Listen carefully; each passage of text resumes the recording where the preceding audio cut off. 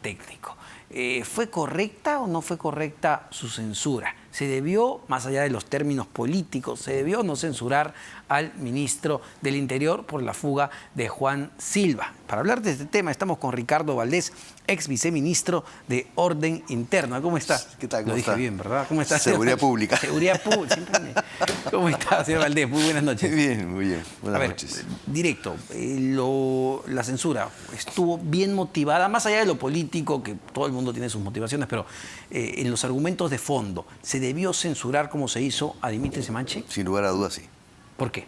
Bueno, yo creo que hay ahí una estructura desde el inicio de que Dimitri Semanchi juramenta cuando promueve el cambio del comandante general de la policía, que era una movida que no se entendía muy bien, de un general que estaba trabajando bastante bien, que venía además estrechando el cerco a Bruno Pacheco y al sobrino, y ese cambio generó un problema en todo el proceso y en la estructura de la propia policía en el proceso de búsqueda. Él explicó, Dimitri Semanchi explicó que eso lo hizo porque iba a presionar más. Y sin embargo lo que vimos fue precisamente todo lo contrario. Entonces ahí hay un dato duro de la realidad. Ese cambio tuvo una motivación, a mi modo de ver, y esa motivación se vio expresada en los hechos, después, ¿no?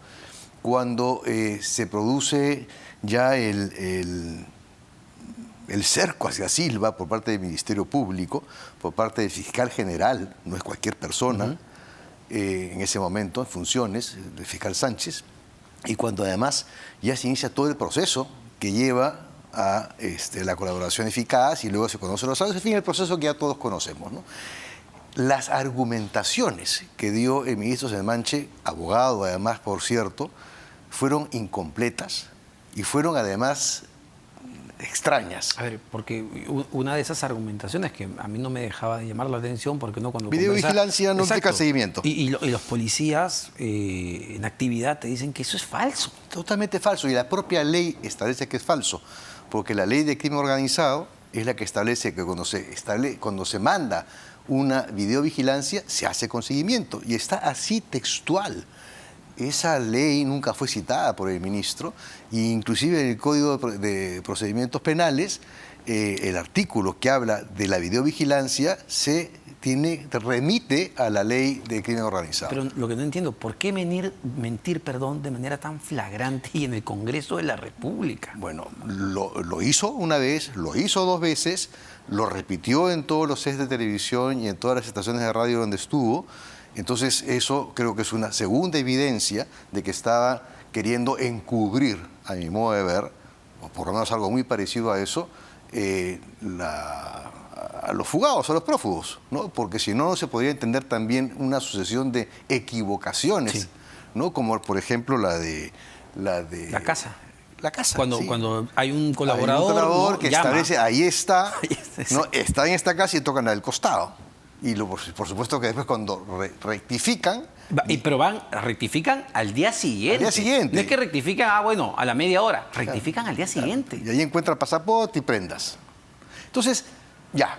O sea, había, por eso es que ya inclusive en algún momento ya la gente comentaba esto, más que responsabilidad política, parece también una suerte de lealtad, ¿no? Que puede llevar a más cosas. Ahora, y justo con el que puede llevar a más cosas, porque lo que hemos visto acá es una sanción política, ¿no? La censura. Pero si yo soy si soy fiscal y veo que todo esto ha pasado, cuando yo el 27 de mayo le pedí, oye, vigílame a este señor, yo sé que tiene seguridad del Estado, que lo está siguiendo, y lo dejan escapar en las narices de la policía, ¿podría enfrentar una investigación penal? No lo sé. Eso tendrá que definirlo el Ministerio Público en su momento y una vez que además se esclarezcan un poco la sucesión de hechos, ¿no? No lo sé. No podría afirmarlo, pero sí da para sospechar y será el Ministerio Público que tendrá que recurrir a los indicios, ¿no? Y ahora, ¿qué está sucediendo? Porque también es parte de toda esta investigación con los servicios de inteligencia de la policía. No sé si lo pudo haber revisado, probablemente sí. La revista Hildebrand en sus 13, hace unas semanas me parece, si no la semana pasada, advertía de estos cambios que se han producido en dependencias muy importantes, en la DINI, que depende de la PCM, quiénes están ahí, qué relación tienen con el presidente de la República. Esto, las colocaciones, ¿es algo de preocupación en este momento? Sí, claro, y lo hemos mencionado también en otra oportunidad, creo que hasta lo conversamos. Sí. Le comenté que los 5 generales bajo investigación en el Ministerio Público, precisamente por haberse coludido con algún tipo de circuito ahí de favores y que eventualmente habrían pagado por su ascenso. ¿Qué es lo que denunció el general Vizcarra? Y le que denunció el general Bueno, policía también, bueno, del Congreso, ¿no? Así es. Y lo dijo así con todas sus letras, y que fue parte del problema en donde estuvo Dimitris Enmanche como jefe de gabinete de asesores de Guillén involucrado. O sea, que sabía a dónde se estaba metiendo, con quién se estaba metiendo y qué era lo que estaba detrás. Y él, conociendo eso, hace el cambio y pone a uno de estos 5 generales cuestionados o investigados por el Ministerio Público a dirigir la inteligencia de la policía. Y lo hace en el medio de todo este problema. Es decir, después que se le escapa, pone a este general cuestionado como jefe de inteligencia, como para garantizar, yo no sé si el manejo de la información que pudiese estar en estos momentos en manos de la inteligencia, ¿no? Para que la gente lo tenga clarísimo. Es decir, en este momento, los que hacen la inteligencia para tratar de encontrar a los prófugos de la justicia, Bruno Pacheco, el sobrino Fray y Juan Silva, son los mismos que han sido cuestionados por pagar para ascender. Sí, tal cual. Y eso lo dice el Ministerio Público, lo dice el general Bueno en su momento. Hay una investigación desde febrero de este año. Entonces así está el tablero. Y además eso no solamente es la inteligencia, también el cuidado de las fronteras. Tacna, Tumbes, Callao, también está en manos de estos generales. Y ahí le pregunto, ¿no? Ellos deberían estar en otra función mientras no se resuelva el tema fiscal. A ver, la pregunta clásica cuando hay un cambio de ministro tendría que ser ¿cuál debería ser el perfil del nuevo ministro? Pero dado el escenario, lo que le preguntaría es ¿quién cree usted que asuma este ministerio en estas condiciones? Yo no, la verdad es que me hicieron esta pregunta hace un momento en otra entrevista y yo dije, bueno, el perfil es este.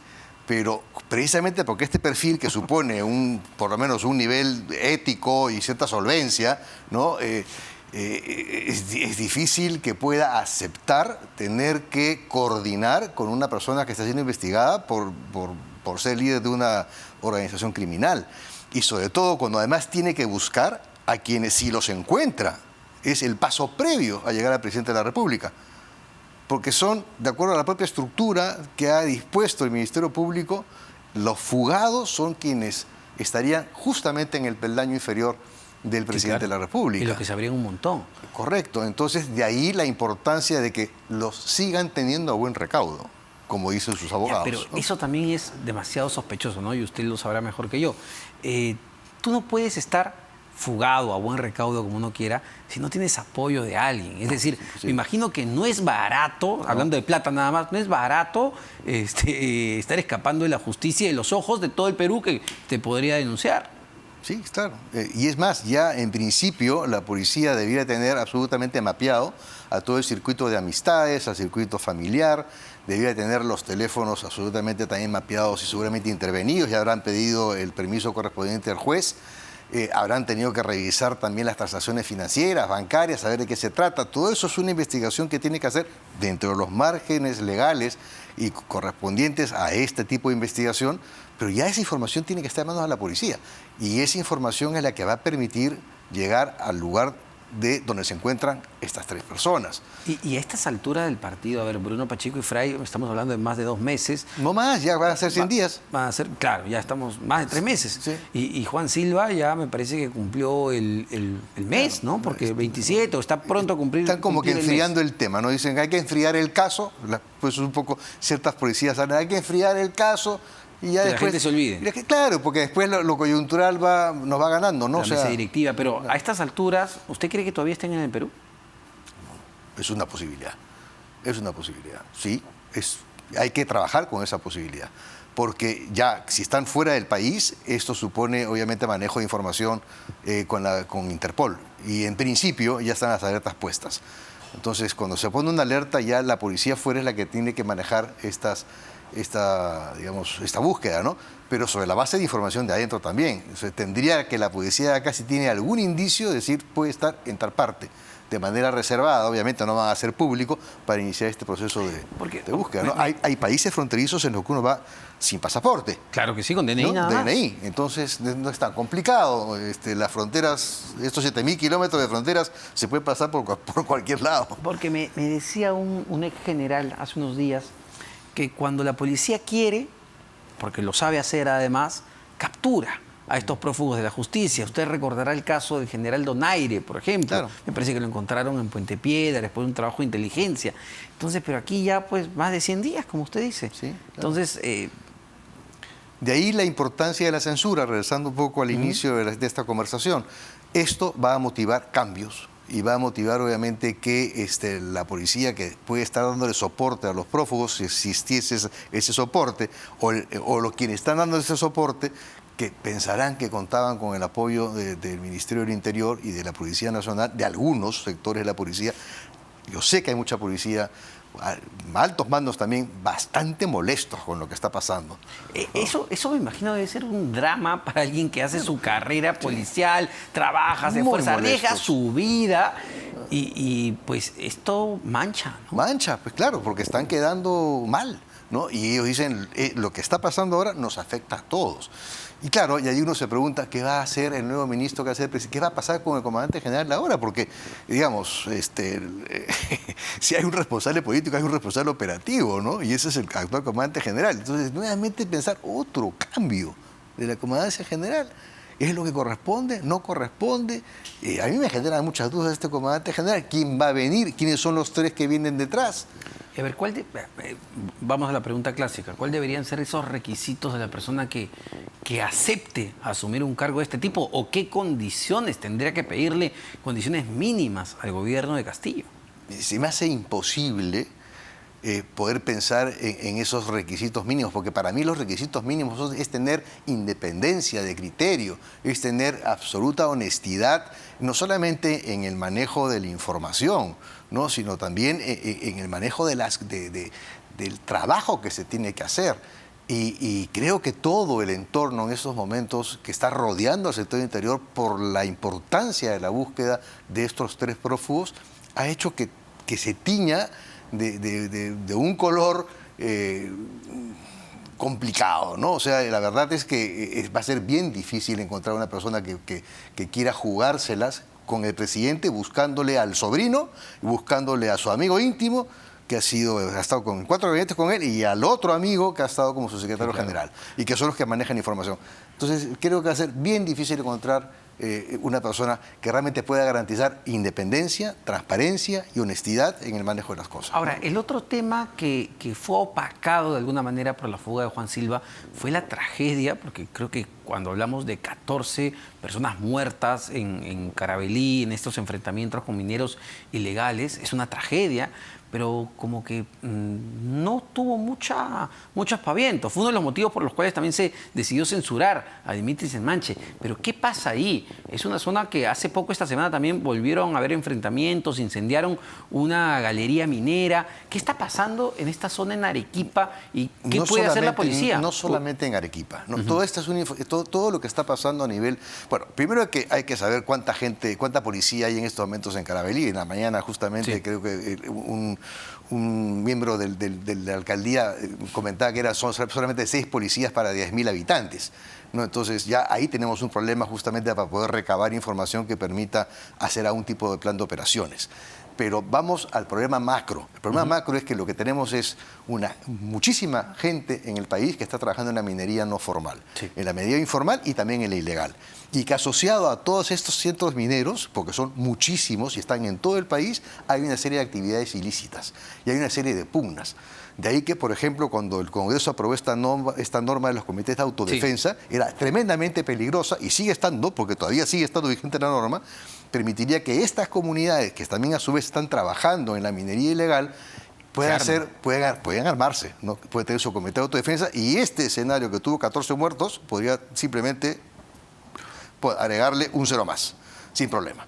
Entonces esto es un asunto muy serio porque las economías ilegales en el Perú son múltiples: tala, contrabando, trata de personas, y eso estamos inmersos en una grave crisis que no se ve porque estamos pensando en lo que pasa en la ciudad con los robos de los celulares y no estamos viendo cómo tenemos una serie de economías ilícitas que están marcando la pauta al interior del país y que son los que van a poner sus representantes en las alcaldías y en los gobiernos regionales en pocos meses, en octubre. Tremendo, ¿eh? Qué panorama para complicado. Muchísimas gracias, señor Ricardo Valdés. Un gusto como siempre, ex viceministro de Seguridad Pública. Ya me la aprendí. Vamos a cambiar de tema, pero siempre en medio de esta vorágine, ¿no? De los problemas legales que se entremezclan con la política y que tienen que ver con